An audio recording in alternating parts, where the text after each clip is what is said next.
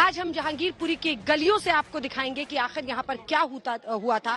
फिर दागेंगे सवाल उन सियासतदानों के सामने कि आखिर हिंदू नववर्ष से लेकर रामनवमी और फिर जहांगीरपुरी में हनुमान जयंती पर इस हिंसा के पीछे का सच क्या है। ये भी जानने की कोशिश करेंगे इन सियासतदानों से कि सिर्फ इस पर राजनीति होगी या कोई हल निकालने की कोशिश होगी। क्यों आखिर भारत के अलग अलग हिस्सों में लो इंटेंसिटी हिंसा लगातार हम देख रहे हैं। आइए सबसे पहले आपको दिखाते हैं ये रिपोर्ट। हम मौजूद हैं जहांगीरपुरी में, ठीक उसी चौराहे के बगल से जहां से वो जुलूस निकला था, क्योंकि यहाँ पर रिजर्व आर्म फोर्स की तरफ से पूरी तैनाती कर दी गई है, सुरक्षा के तमाम इंतजाम किए गए हैं। आज भी हम लोग यहाँ पर मौजूद थे, हमारी आंखों के सामने हल्की पुल्की पत्थरबाजी की घटना हुई, क्योंकि सोनू शेख जो एक गोलीबाज था जिसने गोली चलाई थी, उसकी पत्नी को बताया जा रहा है क्राइम ब्रांच ले जा रही थी पूछताछ करने के लिए। 50 से 100 महिलाएं इकट्ठा हो गई।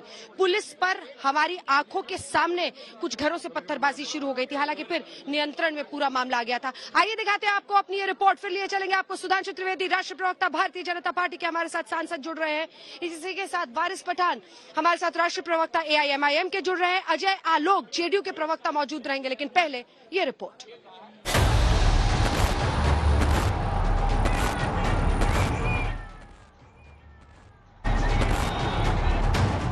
हिंसा के बाद दिल्ली के जहांगीरपुरी में तनाव है, सुरक्षा के पुख्ता इंतजाम है, लेकिन बवाल थमने का नाम नहीं ले रहा।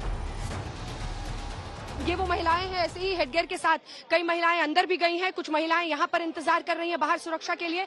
लेकिन आपको बता दें कि जो यहाँ पर लोग मौजूद हैं पुलिस की तरफ से, उनमें से कई सादी वर्दी में भी मौजूद हैं। वो लगातार लोगों से बातचीत कर रहे हैं, क्योंकि अगर किसी तरह की हिंसा की आशंका हो तो कम से कम फौरन उनसे जानकारी ली जा सके और बातचीत करें, ताकि वो लोगों से बात कर सके इस पूरे इलाके में। जहांगीरपुरी हिंसा की जांच फुल स्पीड में है। दिल्ली पुलिस के मुखिया कह रहे हैं कि जो भी गुनहगार होगा उस पर कार्रवाई होगी। सारे वीडियो फुटेजेस, CCTV फुटेजेस और जो भी डिजिटल एविडेंस है, उनके एनालिसिस करने के बाद जिन लोगों को चिन्हित करेंगे, जिन लोगों ने इसमें आगे बढ़ के पार्टिसिपेट किया है सिचुएशन को खराब करने के लिए, वातावरण को बिगाड़ने के लिए, उनके खिलाफ कार्रवाई करेंगे। लेकिन ये इन्वेस्टिगेशन होने में थोड़ा वक्त लगता है और इन्वेस्टिगेशन हमेशा एविडेंस बेस्ड होता है। उधर जहांगीरपुरी हिंसा को लेकर सियासत भी पूरी रफ्तार में है। विपक्ष केंद्र की BJP सरकार पर निशाना साध रहा है। पुलिस क्या खामोश तमाशे बनकर बैठी थी कि पुलिस गूंगी हो गई थी, अंधी हो गई थी पुलिस? कैसे आपने निकालने दिया बगैर परमिशन के आपके? और उसमें हथियार की क्या जरूरत है? जब आप रिलीजियस प्रोसेशन निकाल, हथियार क्यों रखते उसमें आप? और फिर हथियार रखते साथ में सब प्रोवोकेटिव नारे लगाते आप, क्यों? 5000 से ज्यादा जो है वो दंगों का इनका काला इतिहास है और क्राइम का इतिहास है। और आज जो है ये हमें ज्ञान दे रहे हैं। ये प्रॉब्लम ये नहीं है, इनकी मोदी बैशिंग की सनक भारत बैशिंग की साजिश के हद तक पहुंच गई है। जहांगीरपुरी दंगों को लेकर BJP और आम आदमी पार्टी भी एक दूसरे पर निशाना साध रही है।